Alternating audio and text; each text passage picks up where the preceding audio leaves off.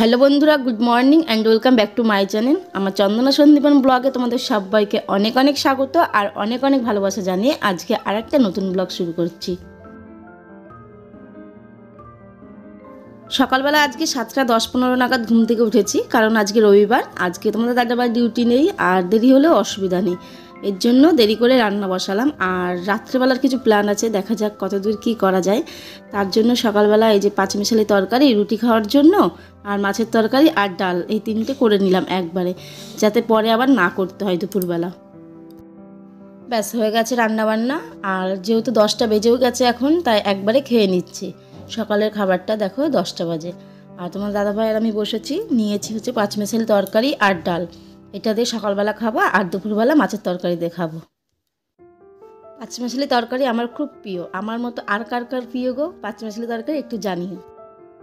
খাওয়া দাওয়া করে ঠান্ডা লাগছিল, তাই আসলাম একটু ছাদে, একটু মাদুর পেতে বসবো আমি আর কুট্টুস। তোমার দাদাভাই নেই। আর চারিদিকে দেখো পিকনিকের প্রস্তুতি চলছে। আজকে যেহেতু 31 ডিসেম্বর, তো সেই কারণেই নানান জায়গায় পিকনিক হচ্ছে।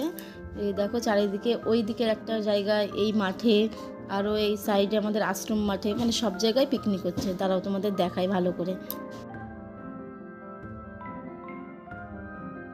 আবারও আর একবার ছাদে আসলাম জামা কাপড়গুলো মেলতে, কারণ স্নান করা হয়ে গেছে আর আজকে একটু চুলে শ্যাম্পু করেছি, তাই ভাবলাম যাই রোদে গিয়ে বসি, চুলটাও শুকানো হবে আর জামা কাপড়গুলো মেলা হবে। আর তোমার দাদাভাইও দেখি এসে ছাদে এই দড়িগুলো ঠিকঠাক করছে। আমি বললাম তাহলে ঠিকঠাক করুক, আমিও একটু বসি, ভালোই হবে। আর চারিদিকে এত গান বাজছে, আজকে সারাদিন তোমাদের সাথে মনে হচ্ছে আমাকে ভয়েস ওভারে কথা বলতে হবে। আজকে রাত্রেবেলা কি বানাবো সেটা ভেবেই উঠতে পারছি না, যে ফ্রাইড রাইস বানাবো না কি বিরিয়ানি বানাবো, কি জানি, দেখা যাক। পরে ভাবলাম যে না, ফ্রাইড রাইসই বানাই, কারণ বিরিয়ানি তো সবসময় খাওয়াই হয়, অ্যাভেলেবেল, দোকানেও কিনে আনা হয়, আবার নিমন্ত্রণ খেতে গেলেও বিরিয়ানিটা বেশিরভাগই হয়। তাই ইচ্ছা হলো যে তাহলে ফ্রাইড রাইস আনি। তো বাবাকে বললাম বাজার করে আনতে, বাবা সব সবজিগুলো নিয়ে আসলো, কী কী লাগবে, যা যা লাগবে সব কিছুই নিয়ে এসছে। আর এমনি তো শীতকালে ফ্রাইড রাইসটা বেশিই খাওয়া হয়, কারণ সব রকমের সবজি পাওয়া যায়। সব রকমের বলতে ফ্রাইড রাইসের জন্য যা যা লাগে, তো সেই সবজিগুলো তো শীতকালেই অ্যাভেলেবেল। আর গরমকালে সেটা পাওয়া যায়, কিন্তু গরমকালে দামটা একটু হাই থাকে। তো সঙ্গে সঙ্গে আমার সব কাটা বাছা রেডি, একদম সব কিছু বানানো হয়ে গেছে। ওইদিকে মাংসটাও আমি ম্যারিনেট করে রেখেছি, দাঁড়াও তোমাদের দেখাচ্ছি। এই দেখো, মাংসটা আমি আগে ধুয়ে পরিষ্কার করে একদম নুন হলুদ যা যা মশলাপাতি দেওয়ার সব কিছু দিয়ে ম্যারিনেট করে রেখে দিয়েছি। আর এই যে দেখো কাজু কিশমিশ সব কিছুই আছে। চলো এবার উপরে যাই, ছাদে গিয়ে আজকে রান্না করব।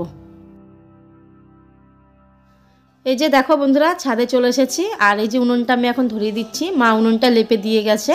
ওই লেপা বলতে জল আর একটু সামান্য মাটি দিয়ে যা হয়, দেখে বুঝতেই পারছো কালো হয়ে রয়েছে, কারণ কাঠের জাল কালো হবেই।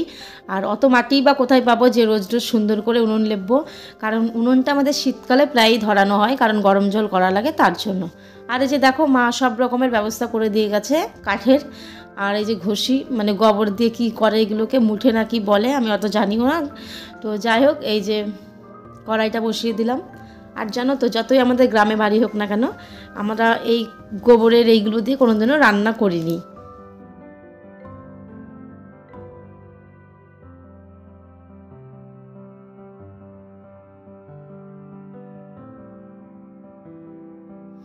হয়ে গেছে পেঁয়াজগুলোও ভাজা, আলুগুলো তো ভাজা হয়ে গেছে আগেই, আলুগুলো ভেজে তুলে নিলাম। আর এই যে পেঁয়াজগুলো ভাজা ভাজা হয়ে এসছে, এর মধ্যে এখন দিয়ে দেবো ম্যারিনেট করা মাংসগুলো। সকাল থেকে মনটা বেশ খারাপ ছিল যে আজকের দিনটা এইভাবে মাটি হয়ে যাবে, কিন্তু সন্ধ্যাবেলায় আর খারাপ লাগছে না, কারণ চারিদিকে গান বাজছে তো।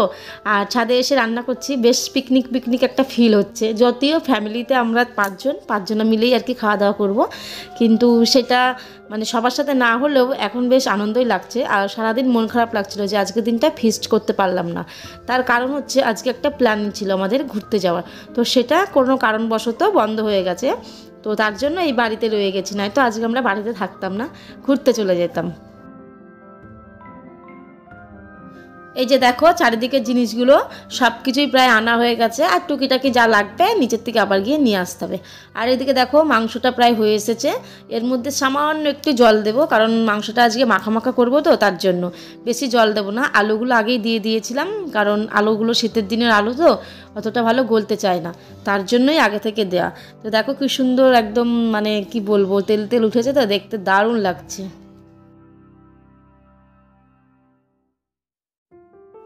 ব্যাস হয়ে গেছে মাংস, এবার নামিয়ে দেবো। এর মধ্যে একটু গরম মশলা দিয়ে দিয়েছি, আর দেখো এই যে নামিয়ে নিচ্ছি। আর একটা জিনিস লক্ষ্য করলে তোমরা, লাইটের আলোয় মাংসটা কেমন হলুদ হলুদ লাগছিল, আর এখানে দেখো কি সুন্দর কালারটা এসছে, জাস্ট দারুণ।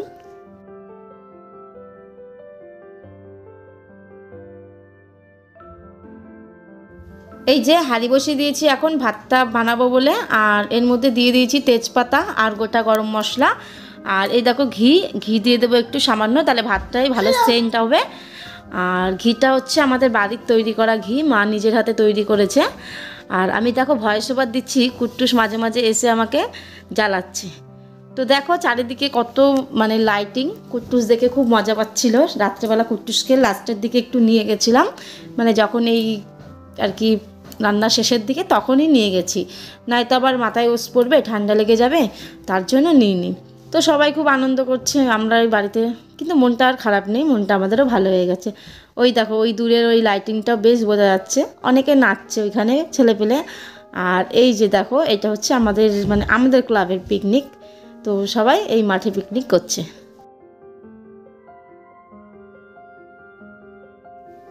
তোমাদের একটু ঘুরিয়ে দেখাতে দেখাতে ভাতটাও আমার হয়ে গেল, এবার ভাতটা আমি নামিয়ে নেব, না হয়তো আবার নরম হয়ে যাবে। তো চলো ভাতটাও হয়ে গেল, এবার সব সবজিগুলো ভাজার পালা। এই যে সব কিছু একসাথে ভাজবো না, আমি আলাদা আলাদা করে ভাজবো। সব সবজি ভাজা হয়ে গেছে, আর এই যে দেখো সব কিছু মিক্সড করাও হয়ে গেছে, এর মধ্যে ঘি দিয়ে দিয়েছি, চিনি দিয়ে দিয়েছি, আর সামান্য পরিমাণ লবণ দিয়েছি। তো চলো, আর এইদিকে দেখো মা তৈরি করেছে স্যালাড, সেটা মা নিজের হাতে বানিয়েছে, নিজের হাতে সাজিয়েছে। আর এইদিকে ভাড়াও হয়ে গেছে সবার প্লেটে প্লেটে খাবার, আর আমি স্যালাডটা সবাইকে সার্ভ করে দিচ্ছি। তাহলে ভিডিওটা এখানেই শেষ করি, দেখা হবে নেক্সট ভিডিওর সাথে। সবাইকে জানাই অ্যাডভান্স হ্যাপি নিউ ইয়ার, কারণ ভিডিওটা 1 তারিখে পোস্ট হবে। চলো টাটা।